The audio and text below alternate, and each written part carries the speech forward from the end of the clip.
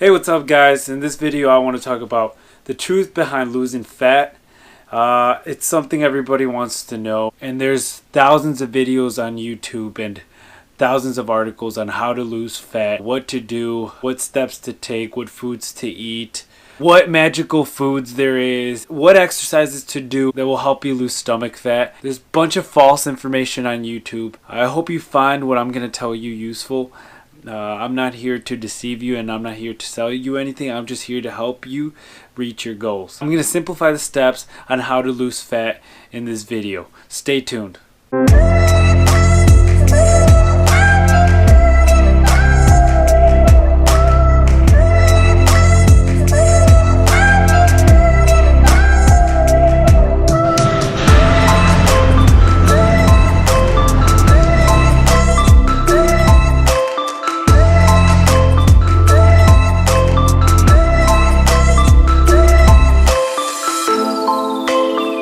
So you really want to know how to lose fat. It's quite simple, honestly. There's just so much junk on the internet. One article says do this, another video says do this, another video influencer tells you to do that and that, and then you get confused, and then you end up not taking action because you don't know who to believe. I'm going to tell you how it is. Just stick to what I'm about to tell you, and I promise you, you will lose fat just like I did. I do have to say it's not easy to lose fat. It's just hard to stay consistent with a healthy eating plan, especially when you're surrounded by people that just constantly influence you to eat wrong. They're peer pressuring you to eat bad, and that's why most people can't really stick on the healthy eating plan. The truth is, it's about calories in versus calories out. And what I mean by that is, I want to start off by saying there's no such thing as magical superfoods. There's no fat burning drinks that will make your metabolism speed up and help you burn more fat. There's no such thing as foods that help burn fat. So let me make this simple for you to understand. Everything you eat has calories. A calorie surplus, which means eating more than what you burn, will always make you gain weight. Eating too much calories, eating more calories than you burn, you gain weight. Being in a calorie deficit, you're going to lose weight because you're burning more calories than you're eating. We're going to relate calories to healthy foods and junk foods. Junk foods are dense in calories. Healthy foods are typically light in calories or lower in calories. And what I mean by that is you could eat a couple slices of pizza and easily consume 1,500 calories. Or you could have a big bowl of spinach, kale, and broccoli and other vegetables, way bigger than the amount of pizza you ate, but you're only consuming a couple hundred calories.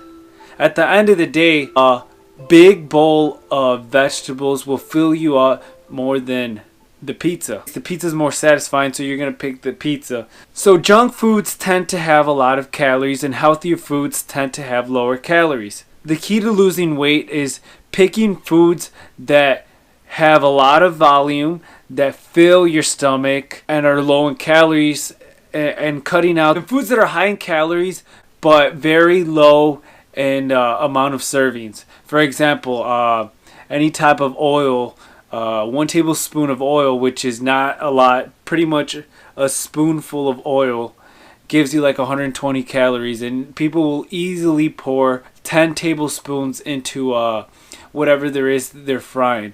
Now take a look at deep fried foods. I don't even want to talk about how much oil is in deep fried foods, but way more than 10 tablespoons depending on what you're eating. Healthier foods tend to have less calories, and that's why people say to eat healthy you'll lose weight. But it's not that the healthy foods are superfoods. It's just that the healthy foods have lower calories, which means lower calories, you feel fuller, and you end up losing weight.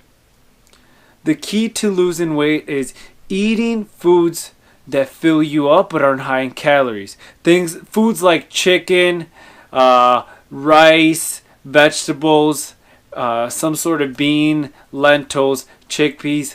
I eat those type of foods because not only are they not high in calories for the amount of volume for how much food I get, but they fill me up They fill me up, and I get to eat a lot because I love eating big meals.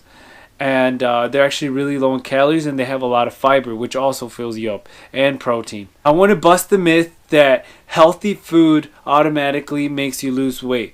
If you consume 5,000 calories of healthy food, which has to be a shit ton of food, because 5,000 calories of like vegetables and chicken is a shit ton of food. I don't know if anyone could actually eat that much. If you can, let me know, show me, I want to see. But if you eat 5,000 calories of quote-unquote healthy foods, you're still going to gain weight depending on how many calories your body needs to maintain your weight. Everybody's different. To be honest, you can lose weight eating foods that are actually not that good for you. You can lose weight eating Pop-Tarts. You could lose weight off eating Twinkies. But it's not going to be optimal, and it's definitely something that's going to be really bad for your body, because those foods have absolutely no nutritional value.